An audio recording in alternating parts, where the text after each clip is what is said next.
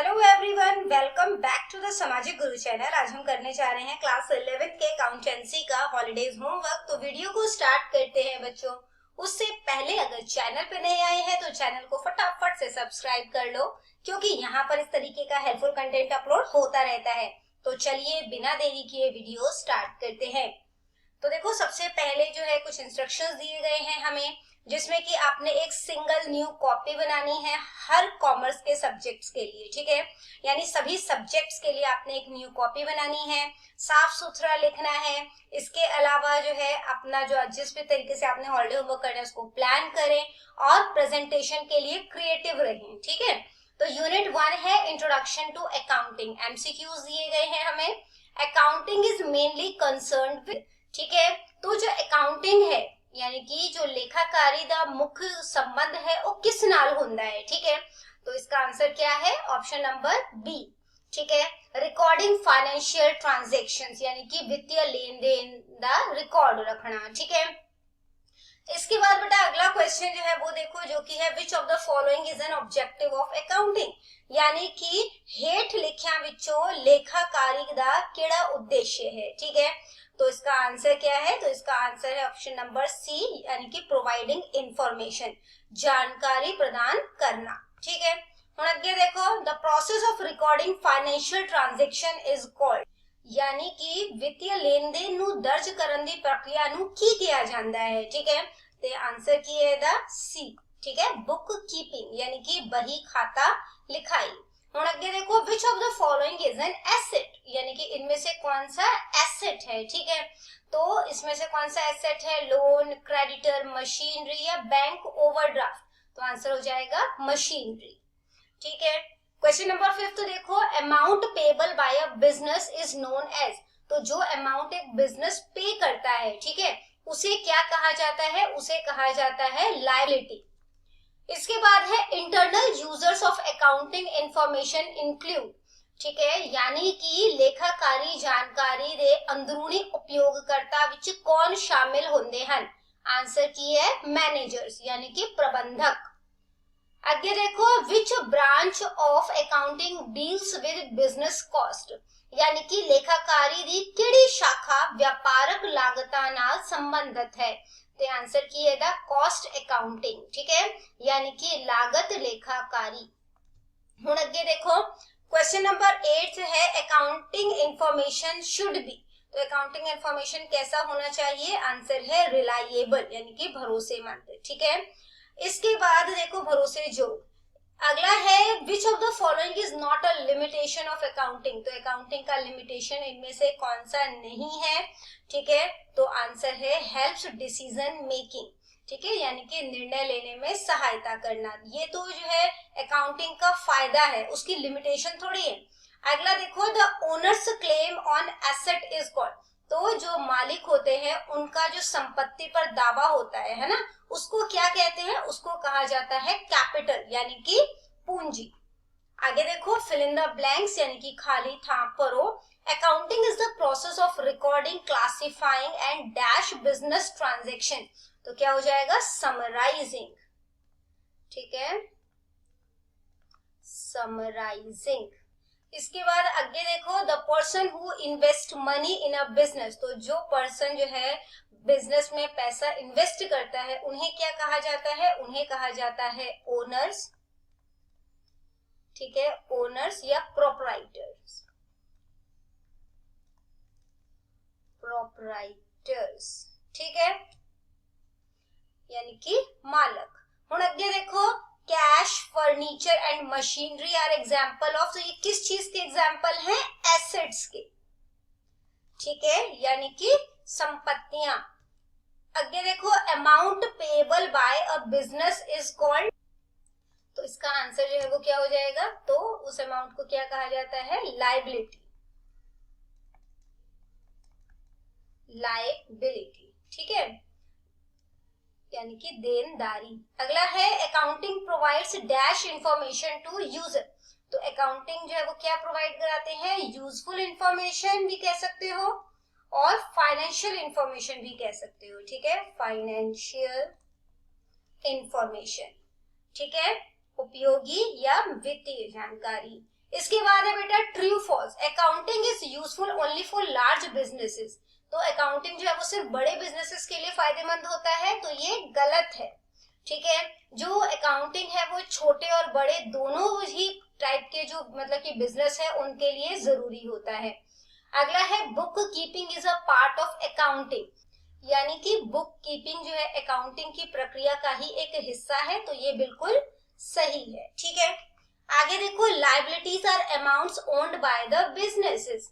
ठीक है, तो यहाँ पे क्या बोला गया है कि जो लायबिलिटी है वो अमाउंट होता है जो कि बिजनेस के पास जो है वो होता है। ठीक है, तो मतलब कि उनके पास होता है ये अमाउंट। ठीक है, तो ये जो है वो क्या है, गलत है। अब क्यों गलत है, क्योंकि जो लायबिलिटी होती है वो अमाउंट होता है जो कि एक बिजनेस को दूसरों को पे करना पड़ता है, चुकाना पड़ता है। ठीक है, ना कि ये बिजनेस की अपनी संपत्ति होती है। ठीक है, इसके बाद अगला देखो accounting helps in decision making, कि अकाउंटिंग जो है वो डिसीजन मेकिंग में हेल्प करता है, तो ये सही है। ठीक है, अकाउंटिंग जो है वो जानकारी प्रबंधन को निर्णय लेने में मदद करती है। ठीक है, कि किस तरीके से हम डिसीजन मेकिंग करेंगे उसमें हेल्प करता है। Capital is the owners claim on asset, तो कैपिटल वो अमाउंट होता है जो कि एक मालिक क्लेम करता है एसेट पे, तो ये बिल्कुल सही है। ठीक है, देखो जो कैपिटल होता है ना वो बिजनेस की संपत्ति होता है जिस पर कि मालिक का जो है वो दावा होता है। ठीक है ना, इसके बाद क्वेश्चन आंसर है 1 मार्क्स वाले, व्हाट इज अकाउंटिंग, अकाउंटिंग क्या है, यानी कि लेखाकारी की है। आंसर पंजाबी मीडियम में भी साथ साथ दिया जा रहा है। ठीक है, इंग्लिश मीडियम में भी है। तो देखो अकाउंटिंग होता क्या है, अकाउंटिंग का मतलब होता है कि बिजनेस के पैसों से जुड़े हुए जितने भी लेन देन है, यानी कि जितने भी ट्रांजेक्शन है ना, सबसे पहले उनको पहचानना, उन्हें सही तरीके से रिकॉर्ड करना, यानी कि इसको लिखोगे। ठीक है, फिर उनका हिसाब किताब लगाना और लास्ट में ये देखना कि बिजनेस को फायदा हुआ है या नुकसान। ये जानकारी उन लोगों को दी जाती है जिन्हें जो है आगे जो है वो फैसले लेने होते हैं। ठीक है, यानी कि जिन्हें डिसीजन जो है वो लेना होता है। ठीक है, अगला क्वेश्चन देखो, who are internal users of accounting information. ठीक है, तो अकाउंटिंग इंफॉर्मेशन के इंटरनल यूजर्स जो है वो कौन कौन होते हैं वो बताना है। ठीक है, तो देखो इंटरनल यूजर्स जो है ना वो लोग होते हैं जो बिजनेस के अंदर से जुड़े होते हैं, और इसमें बिजनेस के जो मालिक हैं, पार्टनर्स हैं और जो मैनेजर्स हैं वो आते हैं। ठीक है, जो कि बिजनेस को चलाने के लिए इन रिकॉर्ड्स का इस्तेमाल करते हैं। इसके बाद अगला क्वेश्चन देखो कि बुक कीपिंग की आपने परिभाषा देनी है। ठीक है, डिफाइन करना है इसे। तो बुक कीपिंग क्या होता है, बुक कीपिंग ना अकाउंटिंग का सबसे पहला स्टेप होता है, और इसमें सिर्फ पैसों के लेन देन को रोज की डायरी या बुक्स है ना, जिसको कि हम लोग जर्नल या लेजर्स कहते हैं, उसमें सिस्टमैटिक तरीके से लिखना होता है। ओके, इसके बाद बेटा अगला क्वेश्चन देखो कि एसेट क्या है। तो एसेट क्या होता है, आंसर यहाँ पर दिया गया है। देखो एसेट ना वो चीजें हैं जो कि बिजनेस की संपत्ति होती है। ठीक है, और इनका एक इकोनॉमिक वैल्यू यानी कि पैसों में कीमत जो है वो तय की जा सकती है। जैसे कि कैश हो गया, ठीक है, कि कितना कैश है, फर्नीचर कौन कौन से हैं, बिल्डिंग, मशीनरी, तो ये चीजें है वो बिजनेस के को जो है वो भविष्य में पैसा कमाने में मदद करती है, और इसलिए ये एसेट्स हैं।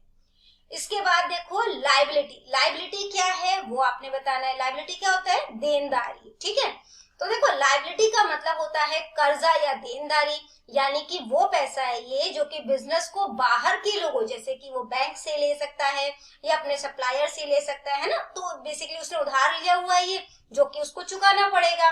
जैसे कि किसी से लिया हुआ लोन या उधार किया लिया हुआ माल जो है वो एक टाइम के बाद जो उसको पेमेंट करनी पड़ेगी, तो ये उस ओनर के लिए, उस बिजनेसमैन के लिए ये लायबिलिटी है। ठीक है, इसके बाद अगला देखो कैपिटल क्या है। कैपिटल यानी कि पूंजी। तो कैपिटल क्या होता है, कैपिटल वो पैसा या सामान होता है जो कि बिजनेस का मालिक खुद अपने पास से बिजनेस में लगाता है। ठीक है, और ये बिजनेस की जो एसेट्स है ना, उस पर मालिक का अपना हक या दावा होता है। इसके बाद अगला क्वेश्चन देखो जो कि है हमारे पास क्वेश्चन नंबर 7। तो क्वेश्चन नंबर 7 है नेम एनी टू एसेट्स। तो दो एसेट्स के नाम बताने हैं, तो एक है कैश और दूसरा है मशीनरी। अगला क्वेश्चन देखो अकाउंटिंग इंपॉर्टेंट क्यों है। ठीक है, तो देखो अकाउंटिंग ना इसलिए जरूरी होती है क्योंकि इसके बिना हमें नहीं पता चलेगा कि बिजनेस में कितना प्रॉफिट हो रहा है या कितना लॉस हुआ है ना। और ये सारे ही जो हिसाब किताब को सुरक्षित रखता है, अकाउंटिंग सुरक्षित रखता है ना इन सब चीजों को, कि कितना प्रॉफिट हुआ, कहाँ कहाँ पे हमने देनदारी जो है वो दी थी, और बिजनेस के बारे में सही फैसला लेने में ये हमारी मदद करता है। अगला क्वेश्चन देखो, क्वेश्चन नंबर 9 है हमारे पास कि what is the main objective of accounting. ठीक है, यानी कि लेखाकारी का मुख्य उद्देश्य की है। तो लेखाकारी जो है, देखो इसका सबसे बड़ा मकसद है ना यही होता है कि बिजनेस को सही और साफ सुथरी जो फाइनेंशियल इंफॉर्मेशन है उन लोगों तक पहुंचाना जिन्हें बिजनेस के बारे में फैसले लेने हैं, जैसे कि मालिक हो सकते हैं, इन्वेस्टर हो सकते हैं या बैंक हो सकता है। ठीक है, अगला देखो, which branch of accounting deals with cost. तो कौन सा ब्रांच जो है अकाउंटिंग का वो कॉस्ट से डील करता है, तो आंसर है कॉस्ट अकाउंटिंग। तो इसके लिए कॉस्ट अकाउंटिंग होती है ना, और ये स्पेशल बिजनेस में किसी प्रोडक्ट को बनाने में कितना खर्च आ रहा है उसका हिसाब रखती है और उसे कंट्रोल करने के तरीके भी बताती है। ठीक है, इसके बाद आ जाते हैं हमारे पास 2 मार्क्स वाले क्वेश्चन। क्वेश्चन है पहला कि what is meant by drawing. तो ड्राइंग यानी कि आहरण से आप क्या समझते हैं वो आपने बताना है।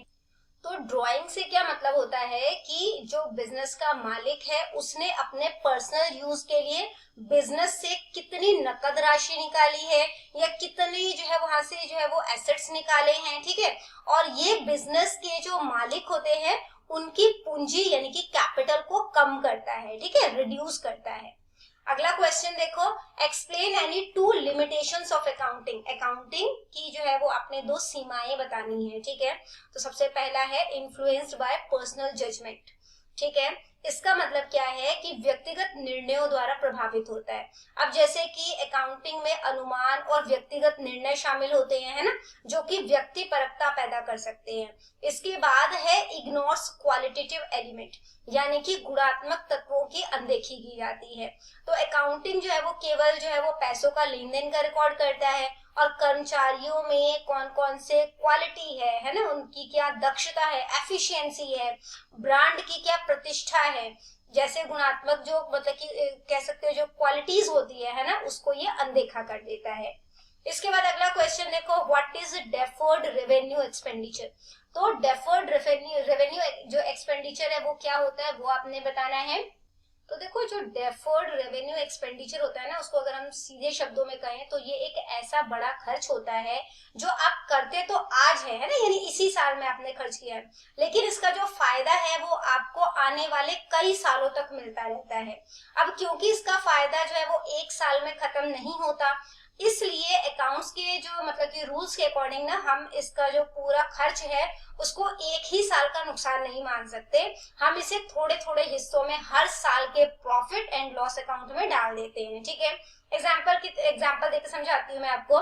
जैसे कि मान लो कि ना आपके पास एक कपड़े की दुकान है और आपने अपनी दुकान की ब्रांडिंग और मशहूर एक्टर से एडवर्टीजमेंट कराई है। ठीक है, और इसके लिए आपने जो है वो लगभग 5 लाख रुपए खर्च किए। अब खुद सोचो कि इस एड को देखकर लोग सिर्फ जो है वो इसी साल तो कपड़े खरीदने नहीं आएंगे ना, वो इसका असर जो है वो आने वाले कम से कम 5 से 6 सालों तक रहेगा, है ना। तो अकाउंट्स में हम क्या करेंगे, हम मान लेंगे कि इसका फायदा 5 साल तक मिलेगा, इसलिए हम हर साल 1 लाख रुपया जो है उसको अपने खर्च मानकर प्रॉफिट एंड लॉस अकाउंट में दिखाएंगे। ठीक है, और इस साल जो 1 लाख खर्च में दिखा दिया है उसे रिटर्न ऑफ करना कहते हैं। ठीक है, और बचा हुआ जो 4 लाख है वो इस साल के अंत में यानी कि बैलेंस शीट की जो एसेट साइड में दिखेगा, क्योंकि इसका फायदा ना अभी भविष्य में मिलना बाकी है और इसे हम फिक्शियस एसेट भी कहते हैं। ठीक है, यानी कि बनावटी संपत्ति कहते हैं।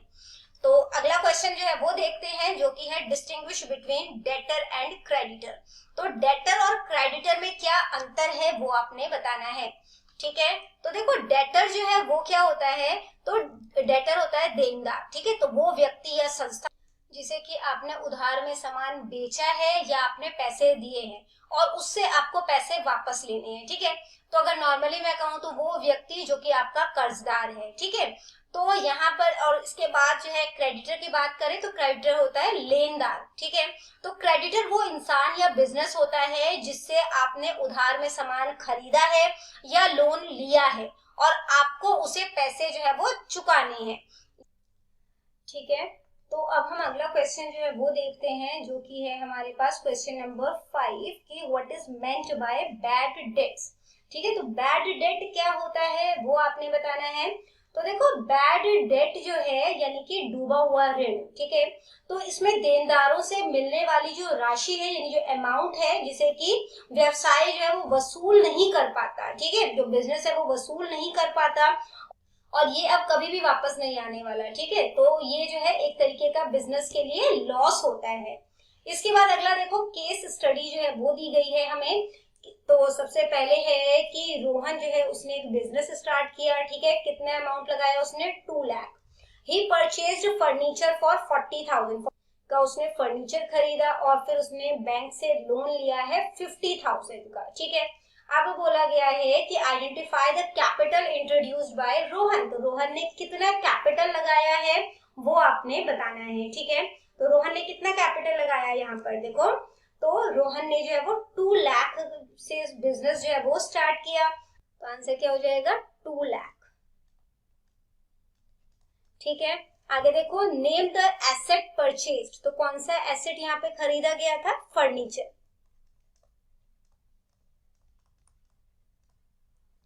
इसके बाद देखो what is the liability in this case. इस केस में लायबिलिटी क्या है, देनदारी क्या है, जो बैंक से उसने लोन लिया था, है ना। तो क्या हो जाएगा, bank loan, bank loan of rupees 50,000 का लोन लिया था ना।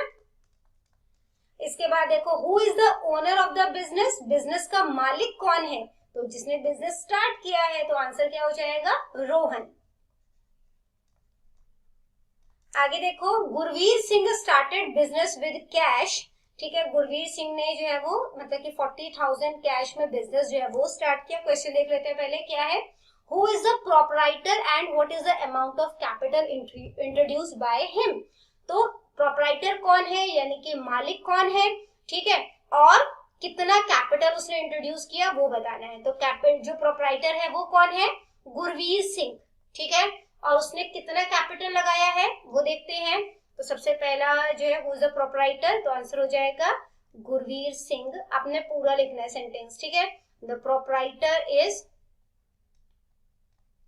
गुरवीर सिंह और उसने कितना कैपिटल इंट्रोड्यूस किया है वो देखते हैं, ठीक है। The capital introduced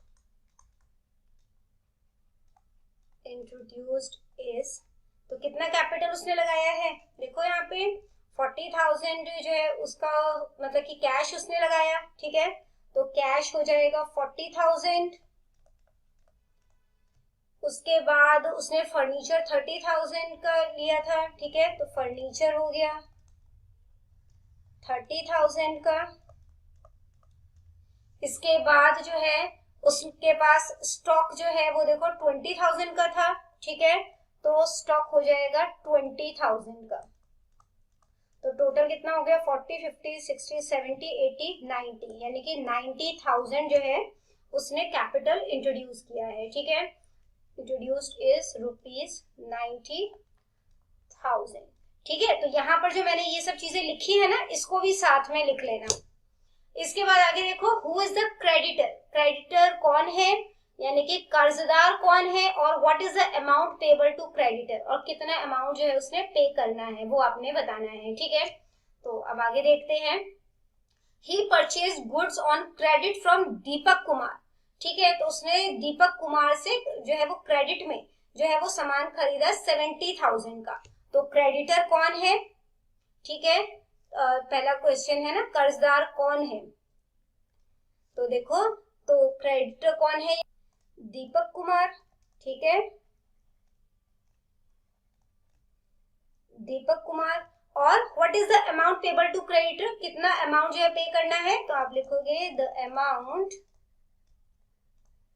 amount payable is 70,000 है, ठीक है,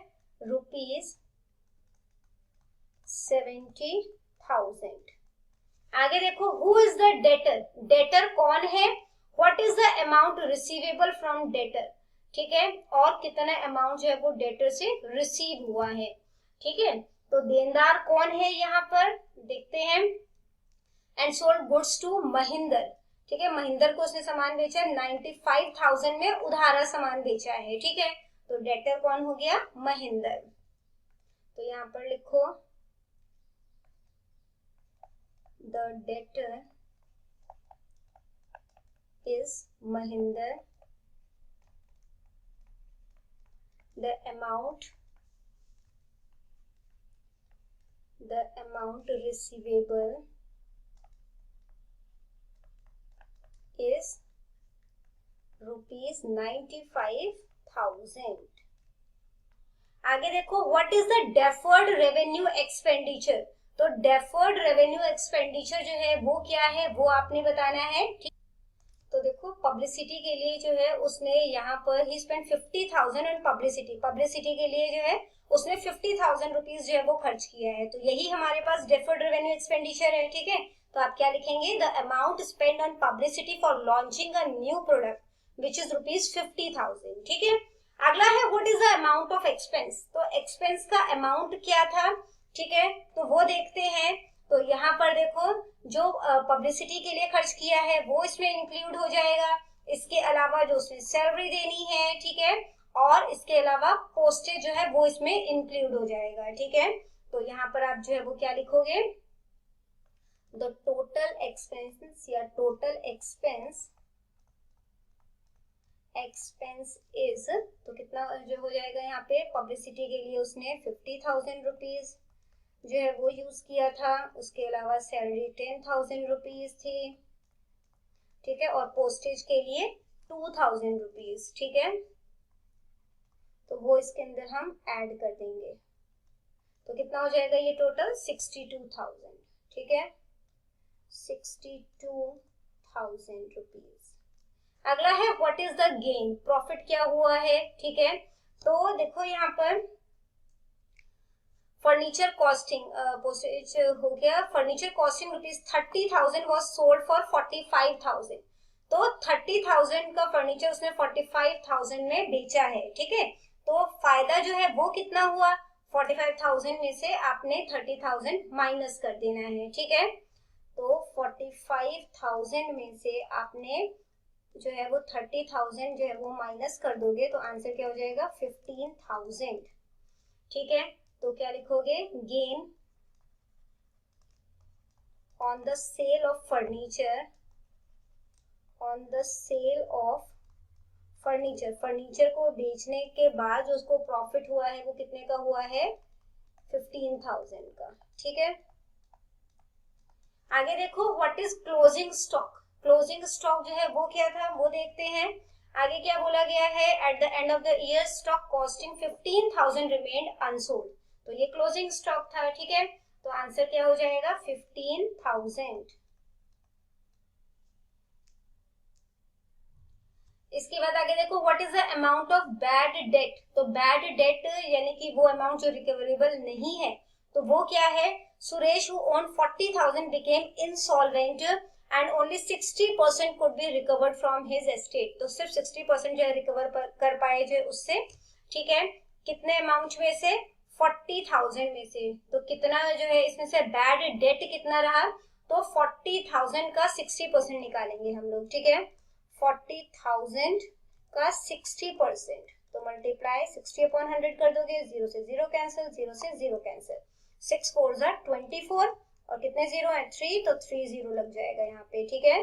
तो जो बैड डेट है वो मतलब कि ये देखो 60% तो वो रिकवर कर पाए, तो 24,000 तो वो रिकवर हो गया, ठीक है। कितने में से, 40,000 में से, तो 40,000 में से 24,000 माइनस कर दोगे, तो आंसर जो है वो क्या आ जाएगा, ये हो जाएगा 16,000, ठीक है। तो जो बैड डेट है वो कितना है, 16,000 रुपीज। अगला है which of the following are business transaction of financial nature, इसमें से कौन सा बिजनेस ट्रांजेक्शन फाइनेंशियल नेचर का है, जिसको कि हम अकाउंट बुक ऑफ अकाउंट में रिकॉर्ड रखेंगे जिसका, ठीक है। तो सबसे पहला है appointing Dalbir as a manager on a monthly salary of 35,000, ठीक है। 35,000 जो है पेमेंट जो है वो पे कर रहे हैं हम, ठीक है। तो ये जो ट्रांजेक्शन है ना, इसका जो है वो रिकॉर्ड नहीं रखा जाएगा, ठीक है। इन्होंने पूछा किस किस का रिकॉर्ड रखा जाएगा, तो इसका रिकॉर्ड जो है वो हम नहीं रखेंगे, क्योंकि ये जो है वो बेसिकली एक जो है वो कह सकते हो इसमें ना पैसों का लेन देन नहीं हुआ है, ठीक है।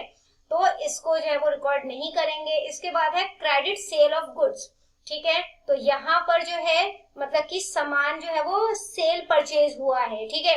तो यहाँ पर इसको जो है रिकॉर्ड रखा जाएगा। इसके बाद है proprietor withdrew the money from the business for personal use, तो जो मालिक है उसने पर्सनल यूज के लिए कुछ पैसे जो है वो निकाल लिए, ठीक है। इसको भी लिखा जाएगा उसमें, ठीक है, क्योंकि ये बिजनेस की पूंजी को प्रभावित करेगा, उसके कैपिटल को प्रभावित करेगा। ये एक तरीके से ड्रॉइंग्स होती है, ठीक है। इसके बाद आगे देखो, hiring a showroom on a monthly rent, तो मंथली रेंट पे जो है उसने एक शोरूम जो है वो लिया है और मंथली रेंट है उसका 35,000 का।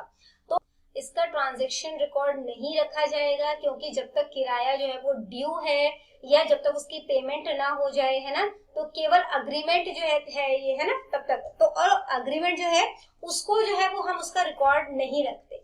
इसके बाद आगे देखो, receiving N order for supplying the good, order receive हुआ है, इसमें कोई पैसे का लेन देन थोड़ी हुआ है, तो इसका भी रिकॉर्ड नहीं रखेंगे। स्ट्राइक बाय एम्प्लॉयज, तो इसका भी रिकॉर्ड नहीं रखा जाएगा, क्योंकि इसमें भी पैसे का लेन देन नहीं हुआ है। इसके बाद है बेटा loss of goods by theft, तो यहाँ पर चोरी हो गई है, ठीक है, सामान जो है वो चुरा लिया गया है, तो ये बिजनेस का नुकसान है और इसको जरूर मेंशन किया जाता है, ठीक है। तो इसको मेंशन करोगे आप, जिस पे टिक कर रहे हैं उसको मेंशन किया जाएगा, ठीक है। इसके बाद है sale of household furniture for 14,000, तो घर के फर्नीचर को जो है वो हमने 14,000 में जो है कह सकते हो कि बेच दिया, ठीक है। तो इसका रिकॉर्ड रखा जाएगा।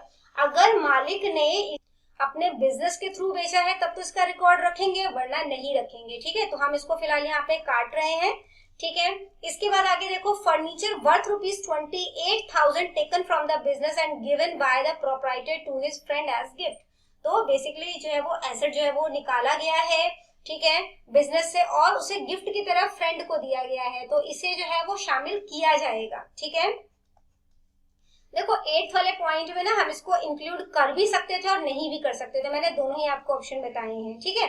अब 9th वाले में इसको जो है इंक्लूड किया जाएगा, क्योंकि अब यहाँ पे ये इंक्लूड क्यों किया गया है, क्योंकि ये बिजनेस से संपत्ति जो है उसको जो है बिजनेस से कह सकते हो जो एसेट है ना, उसको बाहर निकाला गया है, ठीक है। तो ये भी ड्रॉइंग्स होता है, तो इसको भी इंक्लूड किया जाएगा। आगे देखो, purchase of book of proprietors daughter from personal bank account, अब पर्सनल बैंक अकाउंट से जो है प्रोप्राइटर के मालिक ने अगर कोई बुक खरीदी है उसको थोड़ी इसमें शामिल करोगे, तो ये नहीं किया जाएगा।